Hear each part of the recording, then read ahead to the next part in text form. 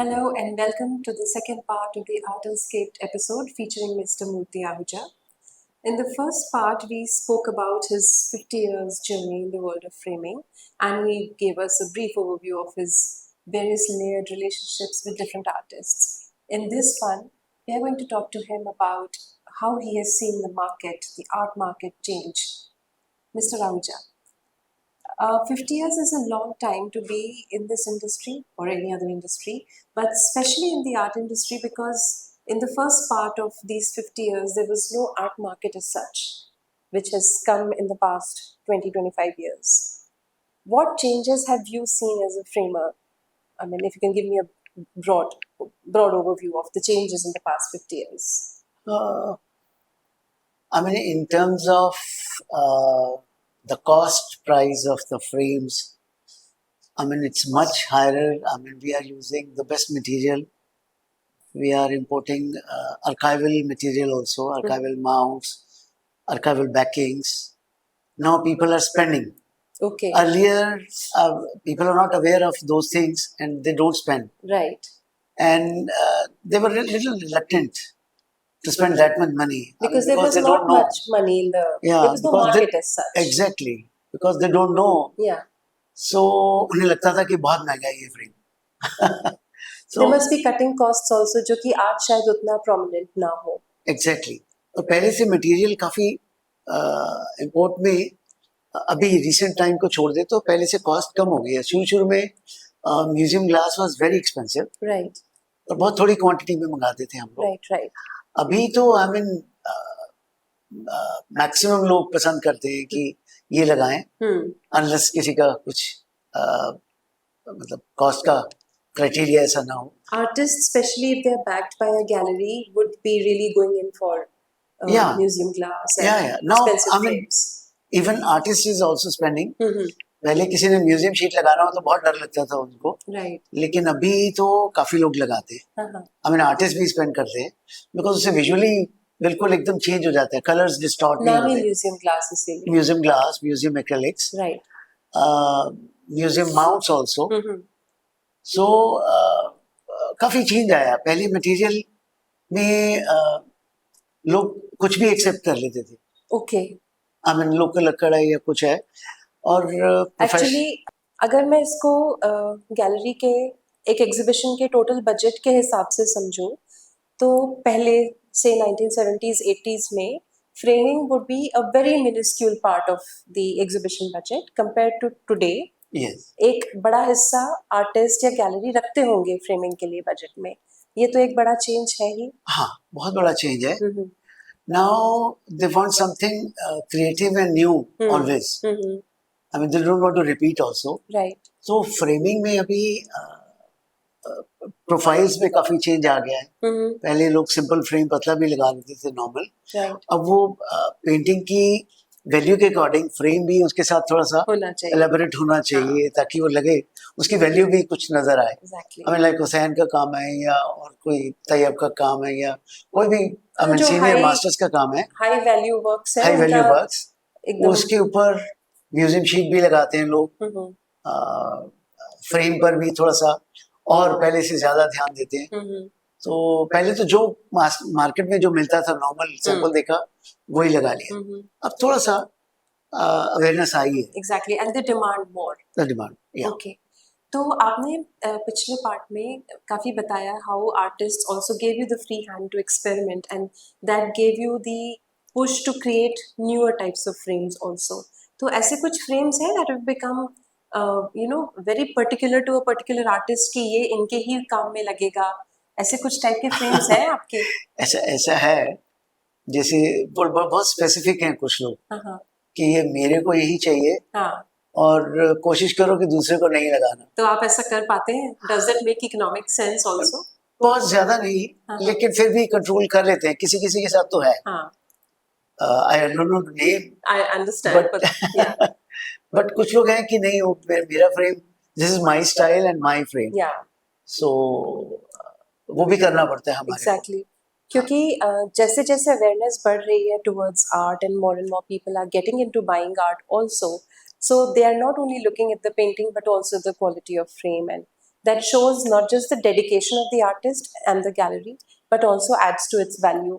बिल्कुल. तो पेटेंट का सवाल आता है क्या यहाँ पे? नहीं, ऐसा कुछ नहीं है, बिकॉज हम लोग कोशिश करते हैं कभी-कभी कि बिल्कुल every frame as you know because this is customized, right, हर फ्रेम अलग होगा, राइट, कलर अलग होगा, प्रोफाइल अलग हो सकता है, सो लोग कोशिश करते हैं मतलब कि थोड़ा अलग भी हो और कुछ नया चाहिए ऑलवेज.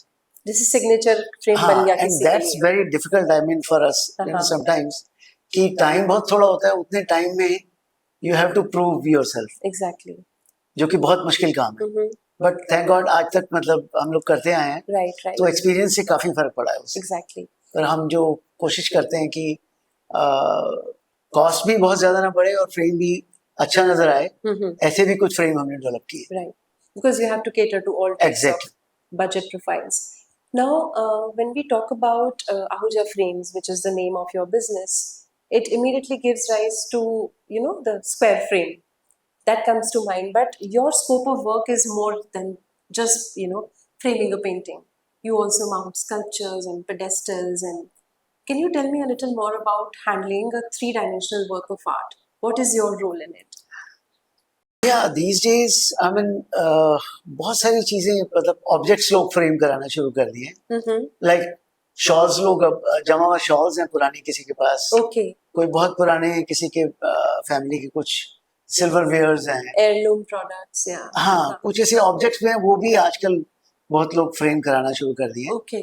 बिकॉज आई मीन अब शॉल वो पुरानी जमावार कोई लेता नहीं, तो लोगों ने वॉल के ऊपर एज अ पेंटिंग उसको यूज करना शुरू कर. Right. So and also that preserves the textile from crumbling and coming apart. उसमें भी हमें बहुत ख्याल रखना पड़ता है, and we don't paste it. Okay. मतलब ताकि उसकी जो ओरिजिनलिटी है वो क्रम्बल कर जाएगा नहीं तो. हाँ, exactly. So we have very fine tailor who stitch it properly, you know, बहुत आराम से, क्योंकि कई ऐसे मटेरियल आते हैं कि आप इतने फ्रेजाइल होते हैं, आप हैंडल करने से वो आई मीन टूट जाएगा या बिखर जाएगा वो. राइट. लेकिन उसको हम लोग हैंडल कर लेते हैं. So that's an added expertise that you have added to your repertoire of, you know, framing, taking care of canvases and exactly. उसको फिर फ्रेम भी कैसे करना है, उसके फिर सब कुछ हमें सोचना पड़ता है. बैकिंग कैसी होनी चाहिए उसकी, तो ये सारी टेक्निक्स ताकि ओवर द पीरियड खराब ना हो. तो वो नॉलेज जरूर होनी चाहिए किसी भी फ्रेमर को. वैसे तो ये सारी टेक्निक्स आपकी इन हाउस इवॉल्व्ड है. In-house, that's our own ideas. I mean, और I have learn from you know other artist also कि और इंटरनेशनल मार्केट में क्या चल रहा है हम लोग, आई मीन वो भी काफी रीड करते रहते हैं. So we are much more skilled actually than you know people from abroad. Exactly. So we can compete those framers also. Absolutely. But because we are much more skilled, I think. मैं अपनी praise नहीं कर रहा, लेकिन I think Indians are more जुगाड़ू and you know. Yes.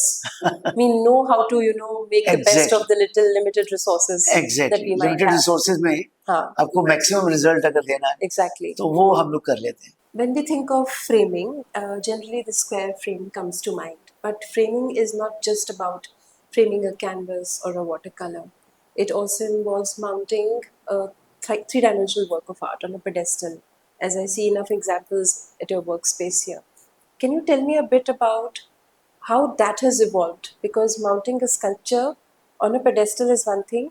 Contemporary sculptures have evolved to another dimension altogether.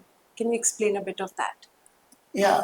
Earlier people used to make, you know, basis of sculpture only the flat, just square piece of wood, solid wood, and just, I mean, put it on that. But now these days, we have started doing designing about the bases also. Like one sculpture is at the back. Right. If you see the Vishnu's neck, so we have intentionally make it higher. Right. So it should look elevated, and you know, that symbolize body. Right. So that is very important, how you view and how you think. It changes the whole perception of the artwork. Exactly. If we make it smaller, then I mean you can't think about the meaning of the, you know, this sculpture, right, so वो जो base इसीलिए ऊंचा बनाया है, सो वो symbolize एक करेगा, illusion भी देता है उसका, एग्जैक्टली वो एलिवेटेड लगता है, राइट, वो लगता है नेक की फीलिंग आ रही है, नहीं तो वो लगेगा कटी हुई नेक है, right, right, that is very important. Right. और मेरा सवाल खासतौर से उन स्कल्पचर्स और इंस्टॉलेशंस पे है जो आजकल the newer generation of artists are doing. They need not be like what we see in the background. बहुत तरह तरह के इंस्टॉलेशंस बन रहे हैं इस तरह के लिए। I am sure even mounting techniques have evolved. Exactly, सबको जरूरत होती है पेडेस्टल पे रखने की। हाँ जरूर, मैं आपको एक एग्जांपल देता हूँ, have you seen Somakshi Singh's works? Right, right.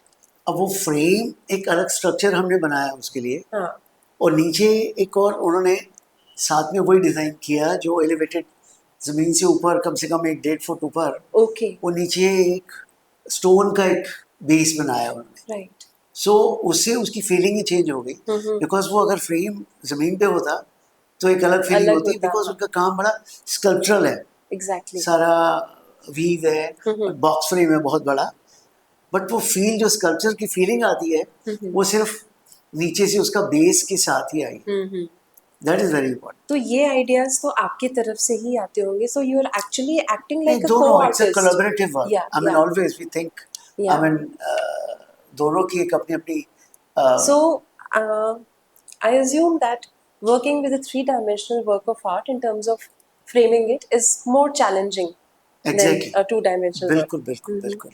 ऐसी photography एक medium है which has evolved into an art form in to another level altogether. आपने रघुराय के साथ काम काफ़ी किया, लेकिन आज जो फोटोग्राफी हो रही है वो necessarily फोटो पेपर पे प्रिंट ना हो। People are trying out different mediums of printing as well. तो उनके फ्रेमिंग के लिए भी क्या कुछ चैलेंजिंग काम आए हैं आपके पास? If you have some examples. नहीं, काफ़ी चेंजेस आ गए, हाँ, बट इंडिया में क्या चीज़ सक्सेसफुल है वो भी थोड़ा हमें देखना पड़ता है। राइट, बाहर एक डाइसेक्ट माउंटिंग होती है आजकल, which is I mean German company, उन्होंने इनोवेट किया है, बट वो इंडिया में सक्सेसफुल नहीं हो सकता बिकॉज उसको आगे एक्रेलिक शीट से कवर कर दिया है, एक सैंडविच कर दिया है पेपर को, ओके, और बल्कि इंडिया में क्या है, इंडिया में डस्ट इतनी है, अगर आप वो सेम चीज़ यहाँ प्रोसेस बनाओगे वो शीट जल्दी खराब भी हो जाएगी, ओके, और वो लास्ट भी नहीं करेगी। So not everything that is working in the west will work here as well. Exactly, exactly, आपको आपके कंट्री के हिसाब से आपको क्या सूटेबल है। सपोज हम जो आर्काइवल टेप लगाते हैं वो बाहर तो बहुत सक्सेसफुल होती है, इंडिया में बिकॉज इट्स रिवर्सिबल, जैसे ही समर आती है तो वो उसको छोड़ देती है, पेपर को छोड़ देती है, तो यहाँ वाले लोग समझते हैं कि ये कैसी टेप लगाई है आपने, अच्छा ये तो निकल गई है। हाँ, तो उसका रीज़न है बिकॉज अभी इंडियंस को उतना वो समझ नहीं है, वो लोग कहते हैं मुझे चाहिए आर्काइवल टेप ही चाहिए पीछे, हाँ, लेकिन वो ह्यूमिडिटी में रिएक्ट करेगा, एंड वो उन्होंने मतलब काफ़ी कंडीशंस होती हैं कि मैं इसको निकाल के तो रोल करके बाहर ले जाना है किसी क्लाइंट ने, या लेके जाना चाहते हैं वैसे भी, सो उसमें फिर हम ज़्यादा टेप नहीं लगा सकते, अगर लगा देंगे तो प्रॉब्लम आती है, फिर वो कहते हैं कि ज़्यादा टेप नहीं लगानी थी आपने, हमने तो उतार के ले जानी थी। तो ये भी थोड़ा सा कई जगह कॉन्फ्लिक्ट आता है इंडिया में, मतलब मटेरियल के साथ हमारे को थोड़ा सा जूझना पड़ता है कि उसको ऐसे लगाएं या नहीं लगाएं, कौन एक्सेप्ट करेगा कौन नहीं करेगा, सो वो पर्सन टू पर्सन डिपेंड करता है और अंडरस्टैंडिंग के ऊपर। In the beginning of this episode, we were talking about the art market. Now, has art market, the arrival of the market, especially in the past 25 years, has that compromised your ability to experiment in any way? क्योंकि market की demand है तो आपको ऐसा करना है, चाहे वो आपको क्रिएटिवली पसंद हो या ना हो, ऐसा आपने कोई चैलेंज फेस किया है? आई थिंक मेरे ख्याल से नहीं, हमने एक्सेप्ट नहीं किया अगर कुछ ऐसा हुआ भी है तो। जैसे आर्टिस्ट मार्केट में अभी जैसे 95% लोग प्लास्टिक का फ्रेम ही यूज कर रहे हैं, but we never accept that, हमने उसको कभी यूज नहीं किया, लगाया ही नहीं, हम लोग मना कर देते हैं बिकॉज वो सस्ता है, वो उसकी बात नहीं है, लेकिन हम लोग उसको यूज इसलिए नहीं करना चाहते कि that's not good for the art work, जो कि नॉर्मल लोगों को नहीं पता। वो अगर आप कैनवस के ऊपर अगर आप प्लास्टिक फ्रेम लगाएंगे तो उसका एसिड से 1-2 साल में उसके नीचे वो कलर ही उसका साफ हो जाएगा, जहाँ फ्रेम ओवरलैप करता है वहाँ पे कलर साफ हो जाएगा, वहाँ कलर साफ हो जाता है because of the acid. Right. So इसलिए हम कोशिश करते हैं वुडन ही फ्रेम हम सिर्फ इसलिए यूज करते हैं। और market में what I was trying to ask also is that artists, especially the younger ones who are setting out, they do get influenced by market forces. Not it is not always that they are deliberately getting influenced, but sometimes it is beyond their control. They have to play along the market as well because it's also a question of survival after some point in time. Exactly. So have you faced that kind of a thing in terms of having to compromise to that extent because the market demands? ऐसा कम ही होता है वैसे हमारे साथ, because हमारी जो clientage है वो ज्यादातर प्रोफेशनल्स हैं, राइट। आई मीन और high and customers who can afford that also. Exactly, so that's a matter of affordability. Exactly. तो हम उनको वैसे भी कोशिश करते हैं कि आप मटेरियल अच्छा लगाओ तो it will last longer, much more than the other material. Suppose आपने टेप ही सस्ती वाली मास्किंग टेप 50 रुपए की है और दूसरी जो आर्काइवल टेप है वो अराउंड 2000 रुपीज, तो why should we use, हम लोग लगाते ही नहीं कभी। ट्रू। मार्केट में ठीक है, हम सस्ता करने के लिए पीछे नॉर्मल माउंट लगाते हैं, थिनर आ गया आजकल माउंट, कंपटीशन की वजह से माउंट थोड़े पतले बनाने शुरू कर दिए, but we never compromise, we are maintain our standard, right, कि हमारे पास यही है, हम सस्ता नहीं बना सकते उससे। So one issue that I always want to discuss when talking to people in the art industry is that of the fakes, because it affects everybody. It not only the quality of what is going around, but even the livelihoods of people. So do you encounter fakes in your business? Have you come across a work of art, say for instance Jamini Roy, I'm just taking a random name, आपके पास काम आया और आप तो देख के ही पहचान जाते होंगे कि ये जामिनी रॉय है या नहीं है, तो आपके पास कभी इस तरह से किसी आर्टिस्ट के फेक्स आए हैं and you have had to say कि please I will not deal with this because it's a fake? Tell me honestly, I don't want you to take any names, but please tell me the story. Fakes तो आते हैं और बनते हैं, सबको मालूम है, now it's everybody knows in the market, but उसको मना करना थोड़ा सा मुश्किल है हमारे लिए, बिकॉज आई मीन अगर हम किसी को बोलते हैं कि ये ठीक नहीं है काम, तो उसके लिए आजकल I mean there are so many people who can create trouble for you. तो अगर आपको दिख भी रहा है कि ये फेक है, it's not your place to say. Exactly, why should we involve in that? लेकिन ऐसे आते हैं काम आपके पास? आते हैं काम, तो फेक्स मार्केट में बनते हैं तो आते ही है ना, सबको मालूम है, एंड आप किसको मना करोगे? आपको exactly. तो बहुत हैं, काफ़ी हैं फेक्स, लेकिन I mean that's very dangerous कि अगर आप उसको बता रहे हैं आप कि ये आपका फेक है, अगर मैं बताऊं भी तो वो कहेंगे शायद इनका कोई सेल्फ इंटरेस्ट है, कुछ भी सोच सकते हैं exactly. तो इसलिए we never involved in that. So even when you encounter a fake, you just keep quiet about it. हम लोग अपना काम करते हैं, because it's not हमारे your पास place. फ्रेमिंग के लिए आया तो हमने अपना काम कर दिया ठीक ढंग से, उसको ओरिजिनल की तरह ही ट्रीट किया। आप कभी it's I don't know how you would want to answer this question, but I really want to know, have you found yourself in some sort of trouble just because without your knowing some fake or some disputed artwork reached your place, workstation, and you were dealing with it? कुछ कभी कोई trouble हुई आपके इतने career में, इतने लंबे career में? नहीं, ऐसा कुछ नहीं, ऐसा कुछ नहीं। थैंक गॉड हमारे जो क्लाइंट्स हैं वो ज़्यादातर I mean they're all I mean well known galleries, museums and all that. हम लोग ज़्यादा अपने आप को एक्सपोज भी नहीं करते मार्केट में, राइट, बिकॉज जनरल लोगों को तो नहीं पता, वो तो कुछ भी लेके आ सकते हैं। No, you are dealing with professional artists. Yeah, we prefer deal with professionals mainly, right? Or collectors who knows the value of the art, or थोड़ा सा उनको sensibility अगर हो आर्ट की तो we prefer those clients only. Right. General masses में तो फिर बहुत कुछ काम तो बहुत है, मिल सकता है. And you can find a small framing shop in every locality actually. Exactly. But that is not your kind of work at all. No. Yeah. So we are exclusive, from those people. I mean, we don't want to go into that market. True. So, of all the artists that you worked with in the early years of your career, Who do you have the fondest memories of and why? Can you narrate some stories? It's very difficult. I know there would be more than one artist. Please feel free to talk about more than one artist. नहीं, ऐसे तो बहुत सारे artist हैं जिनके साथ मैंने अब मैंने 30, 35, 40 साल से काम कर रहा हूँ। 70 से तो 50 साल हो गए। या ऑलमोस्ट 40 years। या ऐसे भी हैं एसोसिएटेड में काफ़ी। उनको चूज करना बड़ा मुश्किल है। हाँ। मुश्किल इसलिए है कि मेरे बहुतों के साथ बड़े अच्छे रिलेशन हैं। किसी का नाम छूट जाएगा तो बुरा भी लग सकता है लोगों को। यस। बट ये जो लोग कई ऐसे बड़े मास्टर्स, तो many of the masters are gone.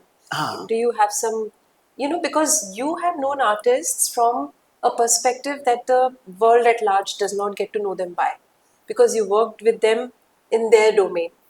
So something about some artists that we don't know about, like we know of Hussain, I'm taking a random name, that he was this really huge artist and we know a few things about him, but things that we did not know about him that you may know.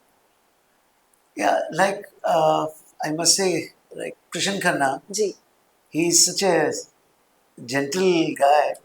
I mean, मेरे को ये एक painting उन्होंने specially आके यहाँ gift किया। Right. And उनकी जितने भी पुराने काम हैं हमने पहले बहुत फ्रेम किए हैं, लेकिन